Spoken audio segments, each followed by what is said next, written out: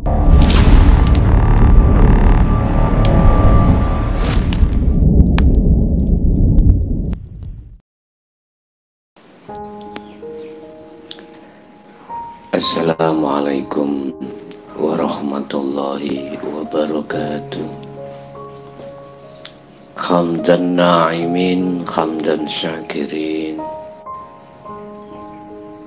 Assalatu wassalamu ala asrafil anbiya'i wal mursalin, Sayyidina wa maulana Muhammadin. Rabbi israhli sadri wa yassirli amri wahlul 'uqdatam min lisani yafqahu qawli. Shadaqallahul azim. Amma ba'du. Apakah di dunia ini Allah bisa ditemui? Ini pertanyaan sekaligus sebagai tema kami pada malam hari ini. Apakah di dunia ini Allah bisa ditemukan atau ditemui? Kalau toh adoan ruhaniyah itu dijamin, alam di mana ruhaniyah itu tidak atau belum bersinggungan dengan urusan-urusan yang berkenaan dengan duniawiyah, itu alam kandungan atau alam rahim. Setelah kita melewati alam rahim atau alam kandungan, kita masuk di alam baru lagi, yaitu yang disebut alam dunia. Alam di mana penuh dengan ujian. Innama amwalukum wa auladukum fitnah. Alam di mana penuh dengan tantangan atau penuh dengan ujian. Mengapa dikatakan ujian? Karena alam kita itu di mana dulu si ruhaniyah itu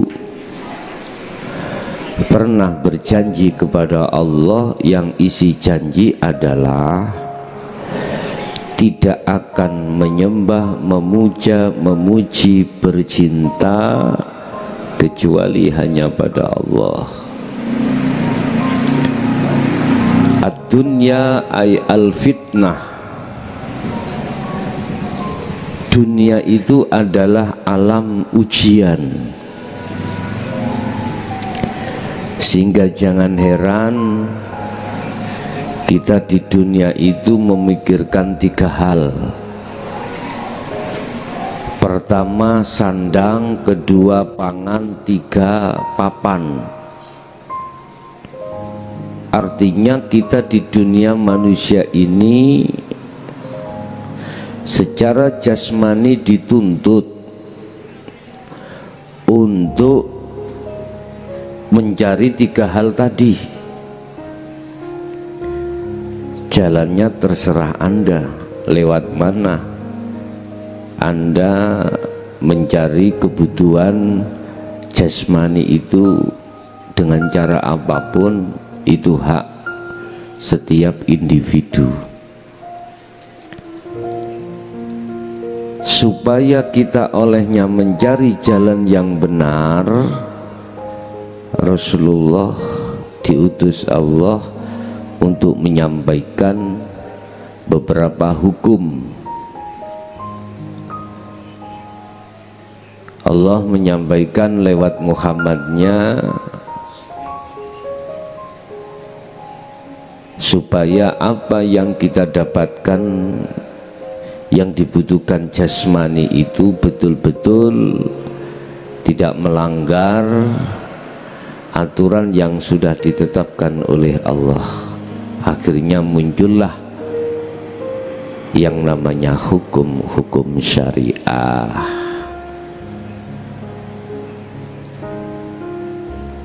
Kita mencari kebutuhan jasmani itu ada kalanya lewat menjadi petani, pedagang,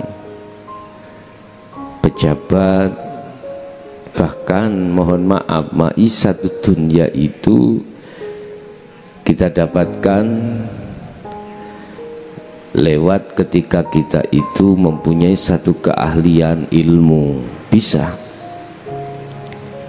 Intinya untuk mencari ma'isyatud dunya, Syekh Ibnu Athaillah di dalam kitab Hikam itu terbagi menjadi dua makom. Pertama adalah makom sabab, kedua adalah makom tajrid. Apa makom sabab? Makom di mana kita olehnya mendapatkan kebutuhan duniawiyah itu disebabkan karena terlebih dahulu kita itu bekerja.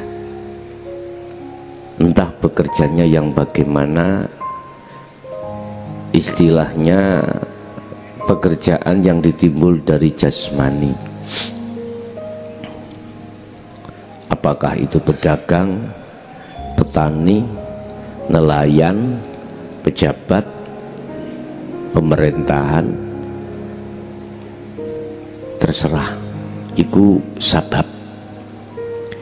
Yang kedua adalah makom tajrid. Apa itu tajrid? Makom di mana Anda tidak olehnya mendapatkan kebutuhan jasmani itu di luar konteks pada umumnya sabab tadi. Bahasa sederhana, mungkin Anda mempunyai karomah, dengan karomah itu akhirnya banyak pengikut, banyak orang yang membutuhkan Anda, akhirnya Anda menolong. Apakah itu orang sakit, apakah itu orang yang mencari jalan keluar, Anda diminta solusi. Intinya Anda nggak susah-susah, itu uang datang sendiri, ya, uang datang sendiri. Artinya Anda tidak mencari uang, malah uang yang mencari Anda, gitu. Nah, kedua makom ini sama sebetulnya di mata Allah, nggak ada bedanya. Allah tidak melihat dari arah situ. Allah hanya melihat di arah bagaimana hatimu.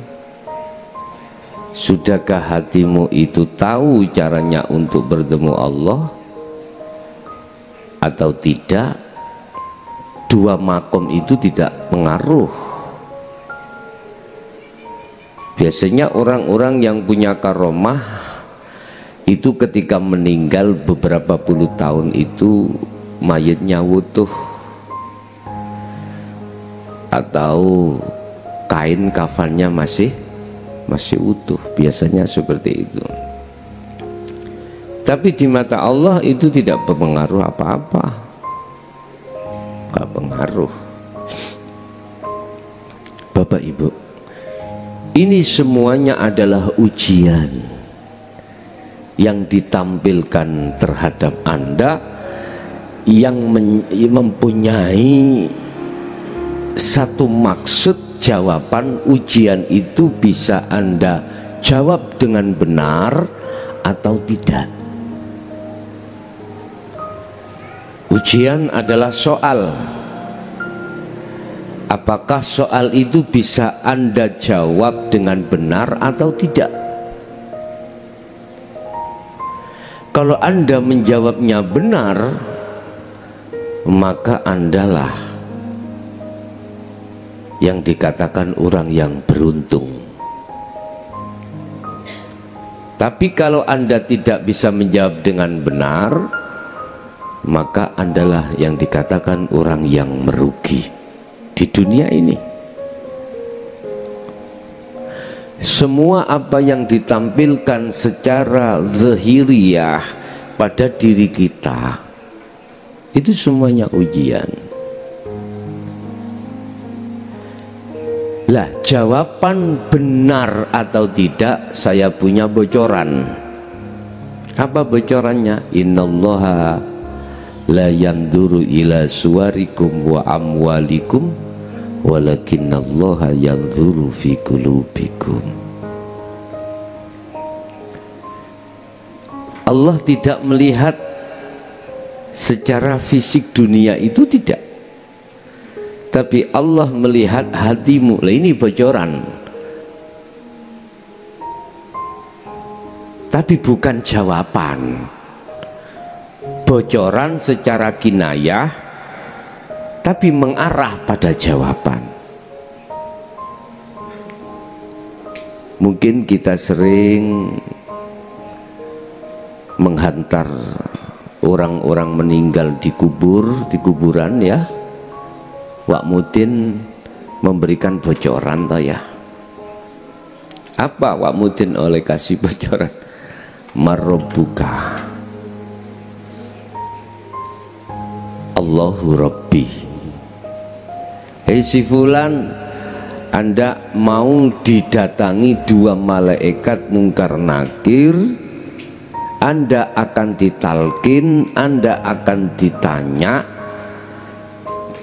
dengan beberapa pertanyaan. Apabila kau bisa menjawab, maka kau tergolong orang yang beruntung.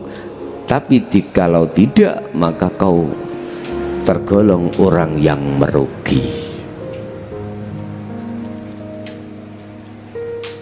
Apa bocorannya?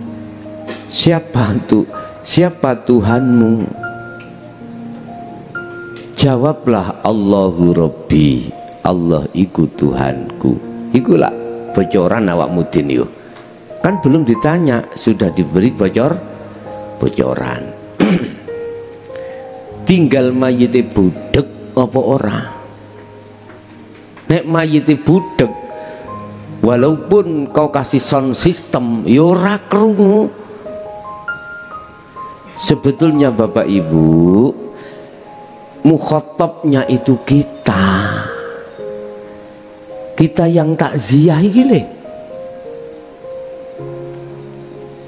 Kita diingatkan, siapa Tuhanmu? Allah. Tapi bukan maksudnya Allah nama. Ringkas kata, Wak Mudin iku ngejak kita sebagai orang yang takziah itu lekas kembali pada Allah. Begitu. Di dunia penuh dengan ujian. Kembali lagi, siapa yang bisa menjawab ujian di dunia ini, dia tergolong orang yang beruntung. Tapi bila mana tidak bisa menjawab ujian ini, tergolong orang yang merugi. Qad khasiral ladzina kadzdzabu biliqa'illah. Surat Al-An'am ayat 31, kalau nggak salah seperti itu. Dikatakan orang yang merugi, dikatakan orang yang sengsara, yaitu orang yang tidak bisa menjawab satu persoalan. Tapi ayat itu tidak artinya begitu, substansinya itu. Itulah orang-orang yang mendustakan akan pertemuan terhadap Allah. Ya. Qad khasiral ladzina kadzdzabu, sungguh merugi orang-orang yang mendustakan, kadzdzabu mendustakan, sopo alladzina biliqaillah, kelawan bertemu terhadap Allah. Ini jawabannya.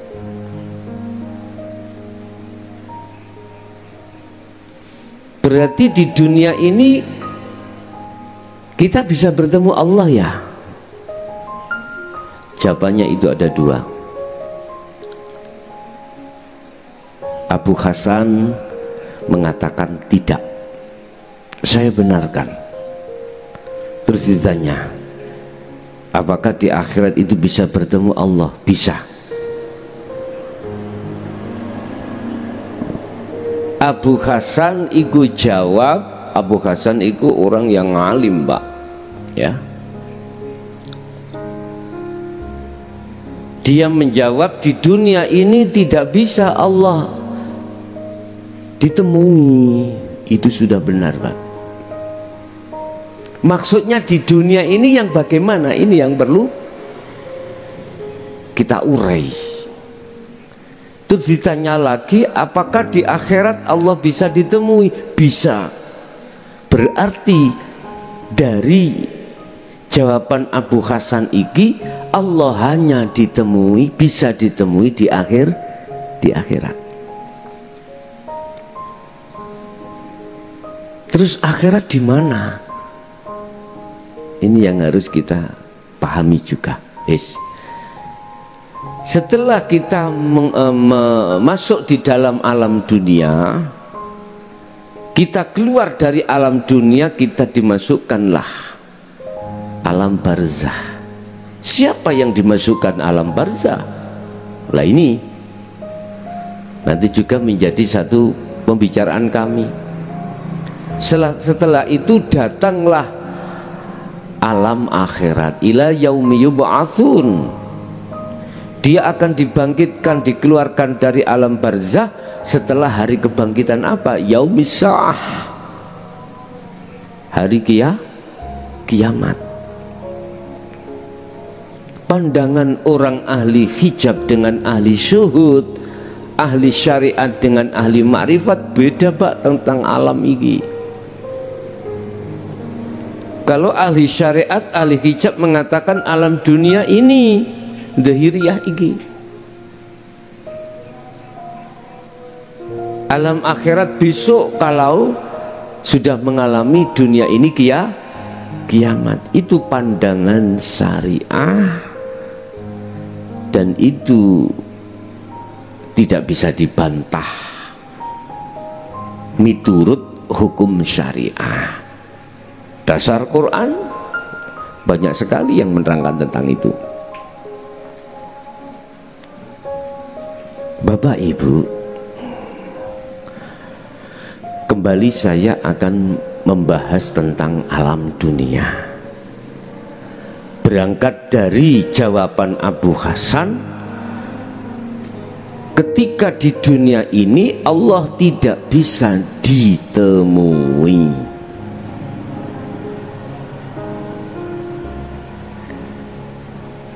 Ternyata menurut pandangan ahli tahqiq yang sudah makrifat pada Allah, benar, Allah tidak bisa kau temui di dunia, tapi Anda akan bisa masuk ke alam akhirat di tengah-tengah dunia. Nah ini ahli hijab nggak akan pernah paham, Pak. Nggak akan pernah paham. Itulah alam musyahadah, Bapak Ibu. Bagi ruh yang sudah tidak ada condong terhadap selain Allah, boleh jasadnya di dunia, tapi ruhaniah dia itu sudah bisa sampai bertemu berhadap Allah.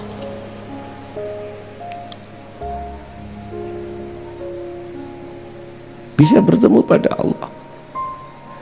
Di saat dohiriyah ahli syuhud iki mau bermacam-macam apa aktivitas yang dihadapkan oleh Allah yang sebagai pertanyaan, beliau bisa menjawab.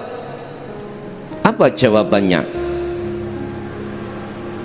Ruhaniyah berhubung sudah tidak condong terhadap selain Allah, dia hanya condong pada Allah, millata Ibrahim Hanifah, dia akan bisa masuk karena punya alat, Pak, punya alat. Ahli zuhud punya alat untuk masuk dalam alam akhirat. Apa alatnya? Adalah takwa. Inna akramakum indallahi atqakum. Sesungguhnya pangkat atau derajat yang paling luhur di sisi Allah adalah takwa. Dan takwa itu meliputi 3 hal: sistem atau ilmu, bagaimana cara untuk bisa masuk ke alam akhirat, kemudian amal berarti dipraktekkan,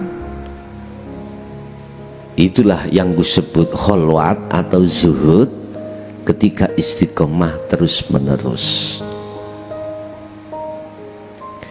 Bagaimana mungkin kau bisa masuk di dalam alam yang hampa, tanpa ada udara, tanpa ada oksigen, lawang kau tidak membawa alat? Nggak bisa. Kau masuk di dalam lautan, tapi kau tidak membawa oksigen, bagaimana mungkin bisa masuk? Matilah kau, karena nggak bisa bernafas kau. Tapi bagaimana mereka yang membawa alat, dengan mudahnya dia tenggelam, dia bisa melihat apa di dalam lautan, dan itu dia tidak mati. Lalu kita nggak punya alat, ya nggak mungkin bisa masuk di akhirat ketika jasad ada di dunia. Nggak bisa, Pak, nggak bisa.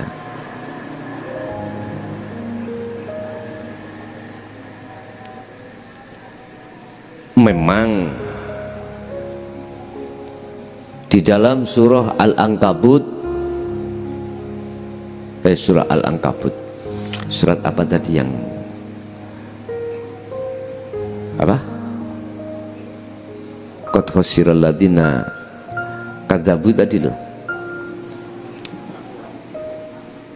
Al-An'am ya? Iya, Al-An'am ya. Ayat 31 ya.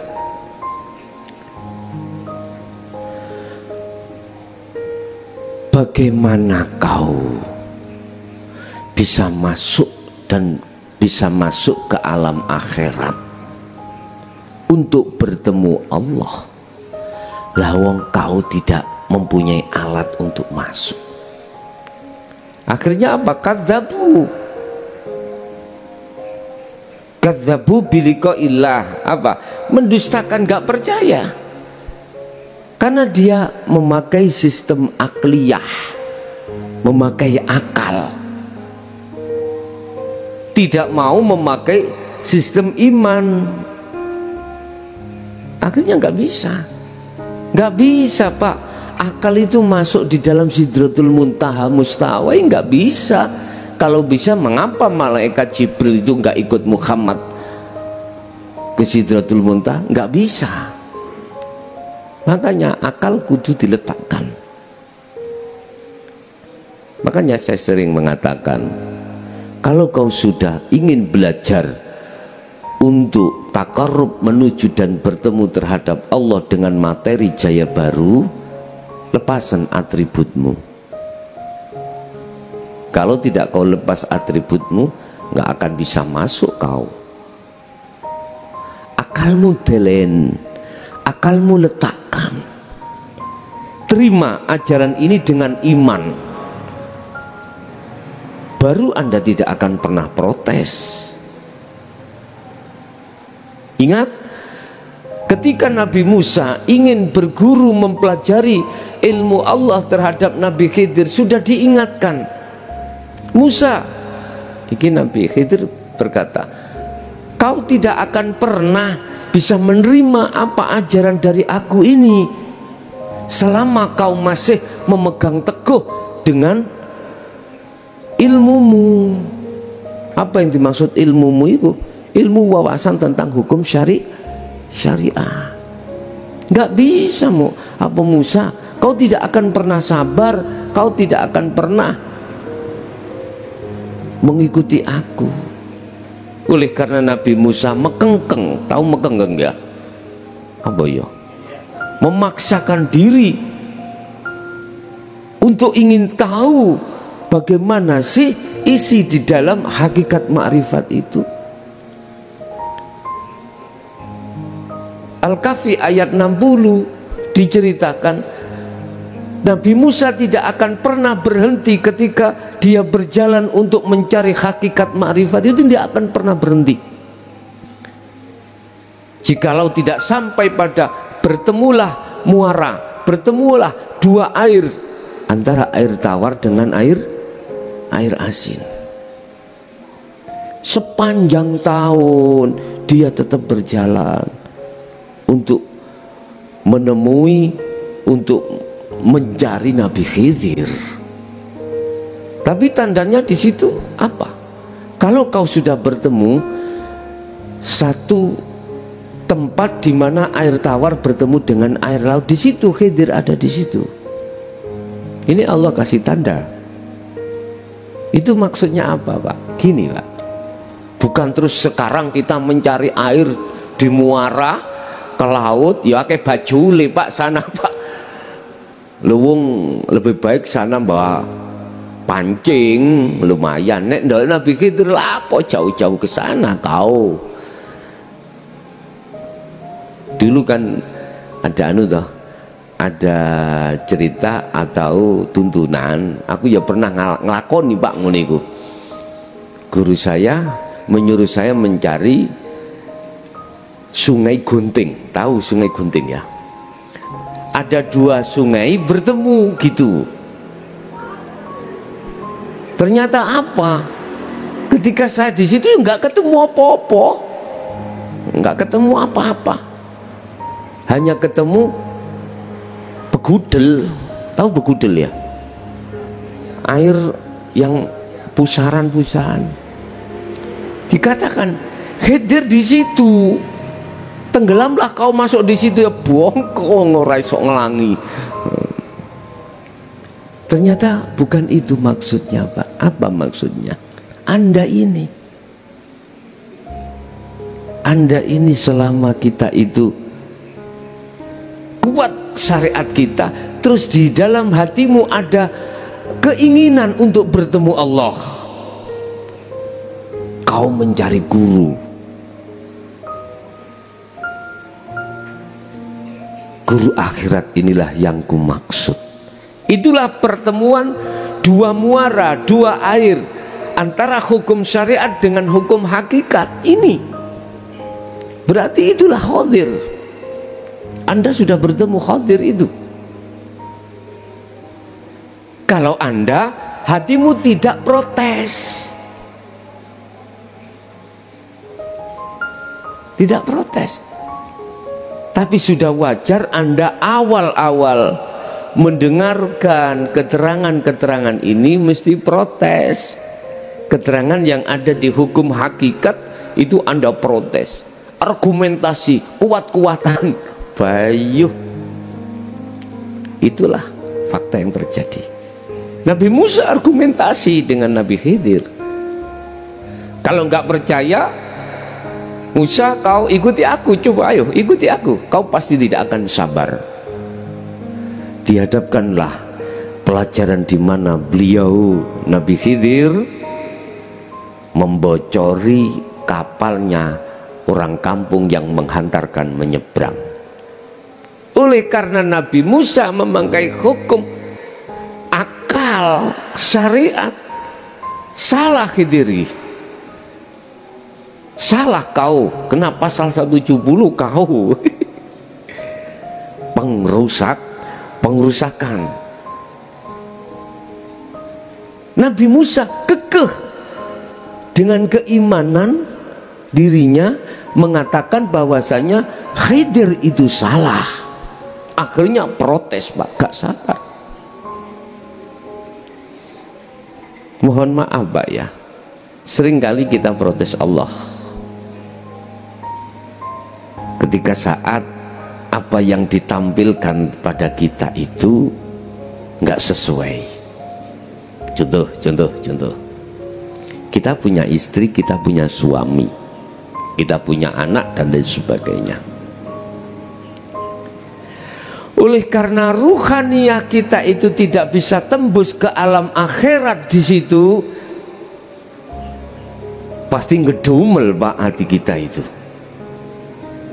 Istri atau suami gak cocok hukum syariatnya, ngedumel hati, protes.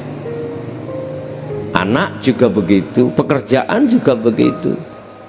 Karena ruhaniyah tidak bisa menjangkau alam akhirat di situ untuk bertemu Allah. Ini golongan-golongan kita ahli hijab seperti itu, selalu protes. Dihadapkanlah Allah satu persoalan atau satu masalah, apa mancing bluk. Ngerti bluk, Pak? Misalnya bluk iku mancing gak dapat zong, bener. Dapat tuh tidak sesuai gitu loh, Pak, ya. Mulai nggo cair telung nyari bisa. Misalnya, itu persoalan. Dan Allah menghadapkan persoalan fitnah, ujian. Bagi ahli zuhud pasti mementingkan bagaimana saya bisa masuk ke alam akhirat di situ. Itu tentunya ruhaniyah, Pak, bukan jasmani. Ruhaniyah bisa masuk ke alam akhirat dan bertemu Allah di situ. Oleh karena kita sebagai ahli hijab tidak bisa masuk ke alam akhirat sebab nggak punya alat, rugilah kita. Apa bentuknya? Protes loh. Hati kita akan gedumbel, apa? Dongkol, apapun itu. Anak, suami, istri yang gak cocok hukum syariat, begitu. Coba kalau bisa masuk di dalam alam akhirat di situ, tentunya kan bawa alat toh, Pak Bu. Tentunya sudah bawa bekal alat. Akan jadi orang yang qad aflahal mu'minuna alladzina hum fi salatihim khashi'un. Itulah surat Al-Mu'minun ayat 1 dan 2.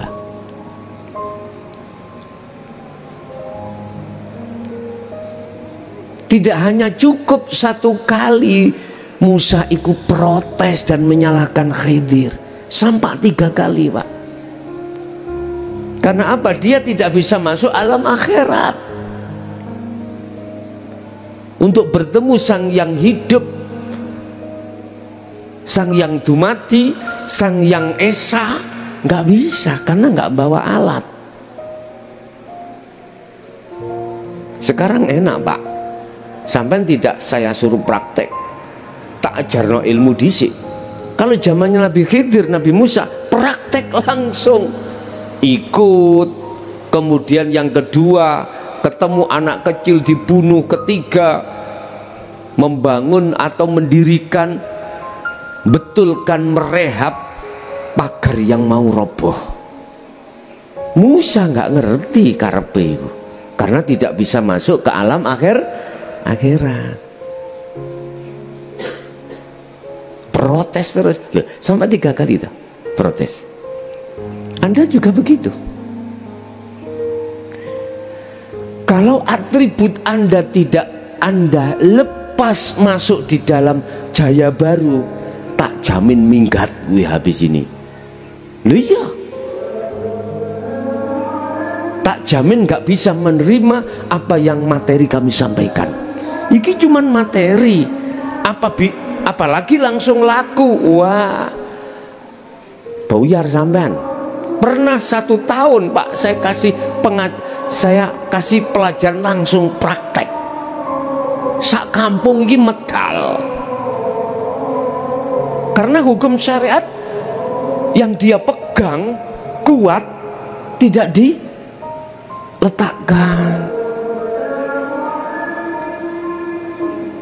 Ada orang satu yang ngikut, kemana ikut, hampir 1 tahun. Lah saiki lho Pak, secara syariat khutbah Jum'ah niku kan harusnya hari Jumat ya toh. Kemudian sekitar sudah masuk waktu zuhur itu toh, baru khutbah Jumat lah gitu lah. Khutbah Jumat itu malam Jumat itu khutbah. Syariat keliru. Tak kasih pelajaran langsung praktek, sak kampungi minggat Mbak, minggat. Belum lagi yang lainnya, belum lagi yang lainnya. Itulah nanti Anda akan tahu jawabannya ketika saat Anda sudah bisa masuk ke alam akhirat untuk bertemu Allah. Siapa yang bisa masuk ke alam akhirat? Dialah golongan-golongan yang dikehendaki Allah, yaitu para kekasih Allah. Ala inna awliya Allah la khaufun alaihim walahum yahzanun. Itu para kekasih. Siapa kekasih Allah? Dialah kekasih Allah yang sudah bertemu Nabi Khidir. Bertemu Khidir, maksudnya apa? Apa Nabi makhluk? Bukan.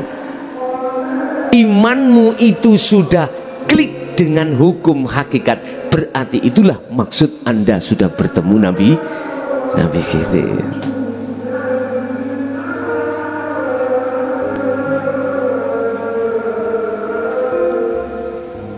Hakikatnya Nabi Khidir itu adalah beliau yang mengajarkan kita untuk ke Allah. Nek syariatin Nabi ya, Nabi yang keluar dulu yang sekarang itu sampai sekarang. Apakah juga terjadi syariat seperti itu? Wallahu alam. Cuman kalau saya memetik hakikati, ketika saat air asin dengan air tawar itu bertemu, syariat dan hakikat bertemu, imanmu ya di dalam hukum syariat dengan iman yang ada di dalam hukum hakikat bertemu, tabrakan apa enggak?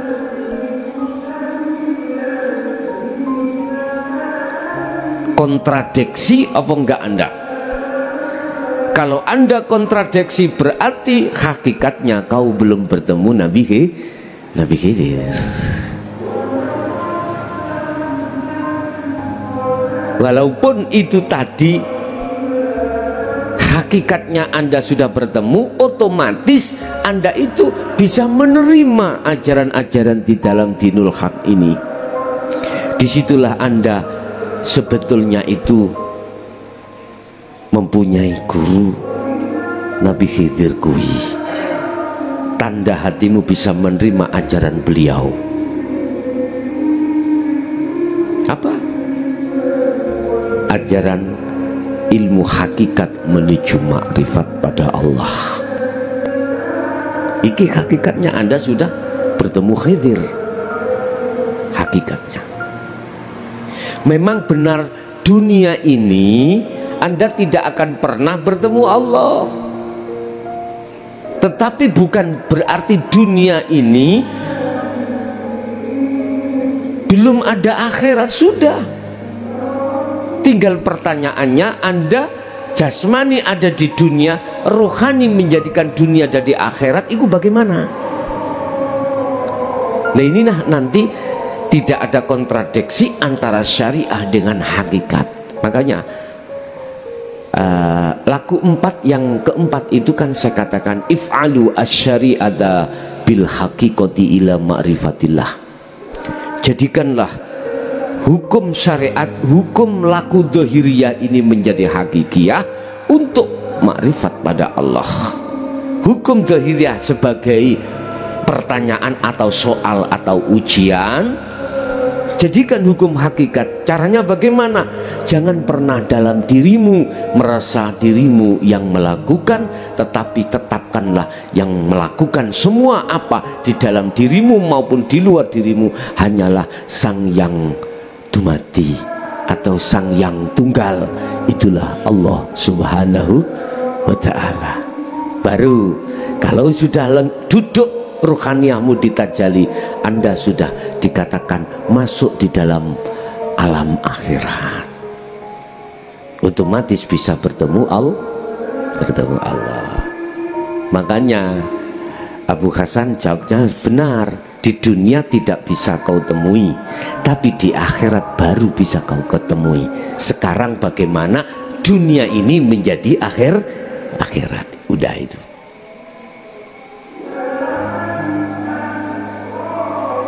Al-An'am tadi dikatakan sungguh sengsara, rugi orang yang mendustakan pertemuan terhadap Allah. Karena apa? Dia menganggap alam akhirat itu besok setelah duniawiyah ini dihancurkan di dalam apa? Yaumis Sa'ah, hari apa? Hari kiamat. Kapan, Pak? Bukan itu sebetulnya, itu secara hakikat. Bagaimana Anda bisa menghancurkan ya dunia-dunia atau selain Allah yang di dalam dirimu itu? Baru itulah kiamat itu sebetulnya itu. Sehingga ini bisa dijadikan sebagai barometer. Barang siapa saat di dunia sudah mengalami, sudah menghancurkan selain Allah di dalam dirinya, maka selamatlah dia nanti bila mana secara syariat datangnya hari kiamat. Itulah yang digolongkan, kata Rasulullah, golongan yang bighairi hisab, golongan yang tanpa dihisab, dihitung. Mengapa tidak dihitung? Karena tidak ada perkara yang diakui dalam dirinya. Semuanya ditajalikan. Yang memiliki, yang berlaku semuanya adalah Allah. Laksana bagaimana mungkin kau punya dompet nggak ada uangnya, kau itu menghitung. Hitung apa nih bos? Kalau duit kok dihitung. Yang dihitung itu dompet yang ada uangnya, baru dihitung, Pak. Hanya karena uangnya dompet kau hitung-hitung, gilalah kau bos, gitulah. Pun hatta idza ja'at humusya'atu bagdatan. Ini secara syariat diterjemahkan, orang ini orang yang mendustakan pertemuan terhadap Allah ini, kesadaran dia itu nanti bila mana datangnya hari yang mengagetkan. As-sa'ah secara pengertian syariah adalah hari kiamat besok, Pak. Besok dunia ini dihilangkan. Tapi hakikatnya bukan besok, kematianmu itu. Bagdatan apa? Hari yang mengagetkan. Bagdah, mengagetkan kamu. Kematian itu. Jadi ruhaniyah Anda akan terkejut ketika kematian datang. Karena apa dia terkejut, kaget, ketakutan?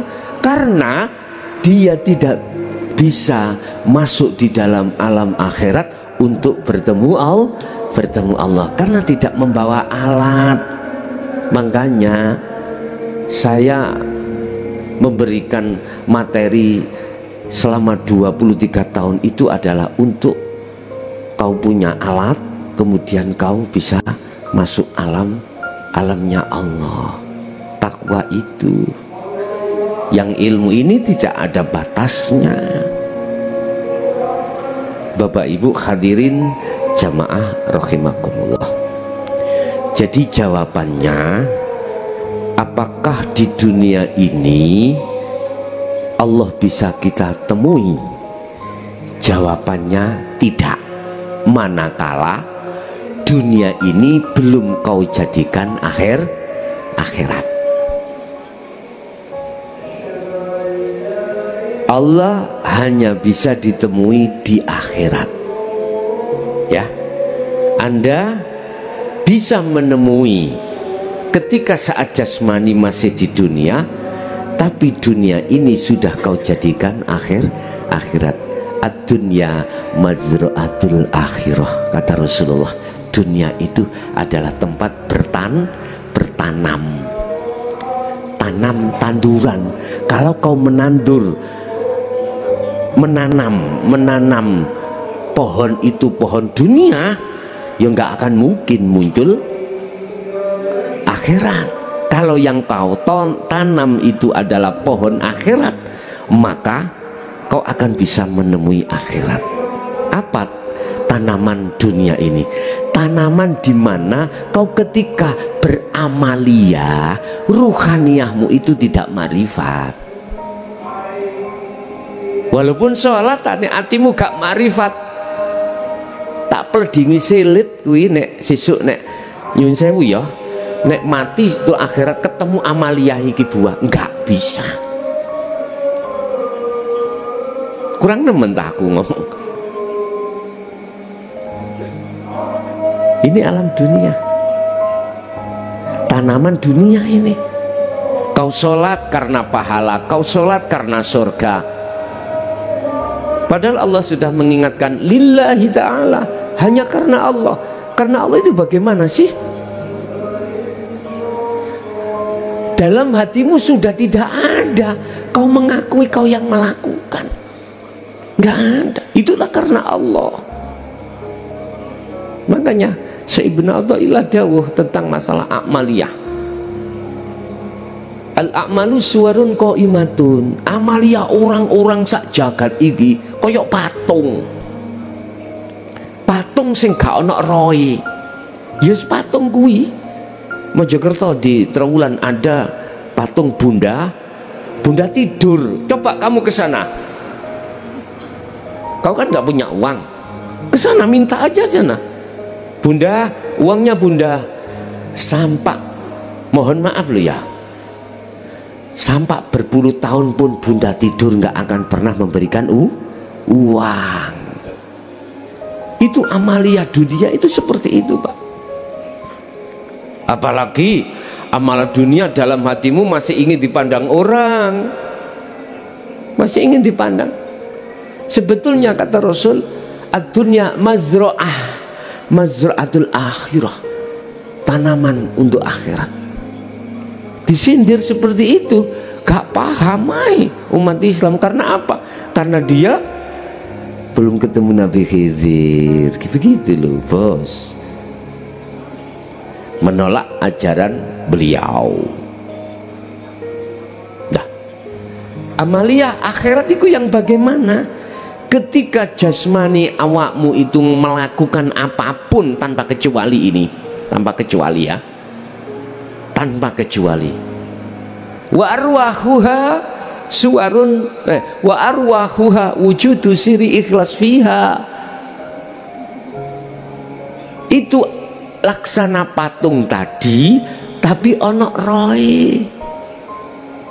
ono roy. Apa roy patung? Apa roy amal? Ikhlas. Apa itu ikhlas? Ma'rifat Allah. Ikhlas itu Anda tidak merasa dirimu yang melakukan, berarti ma'rifatullah.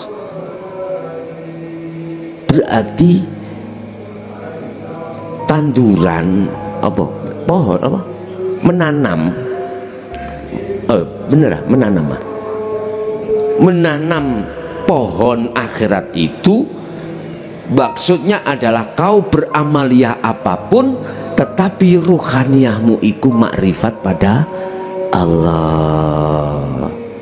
Inilah yang diteruskan oleh beliau Syekh, mengatakan amaliyah didik sedikit, jikalau kau sertakan makrifat Allah, jangan anggap itu sedikit, itu besar dan berbobot daripada amaliyah yang kau anggap banyak tetapi tidak bermakrifat Allah. Contoh ini contoh.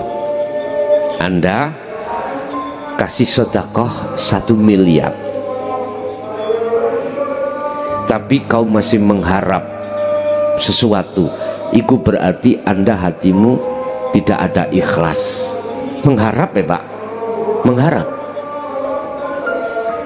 Anda ingin pahalanya, Anda ingin masuk surga, Anda ingin dilihat orang. Ini berarti amal yang tidak ada ruhnya.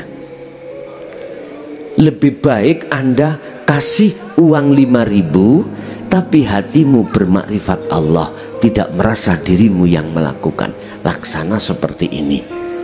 Mending 5.000 bermakrifat daripada 1 miliar tidak makrifat. Ini yang ku maksud, amal yang punya ruh dan amal yang tidak punya ruh. Rasulullah memberikan sindiran mazra'atul akhirah. Tanduranmu itu tanduran apa? Tanduran akhirat apa tanduran dunia? Kalau tanduran dunia, akhirnya kau bangga bos, dipuja orang karena dermawan.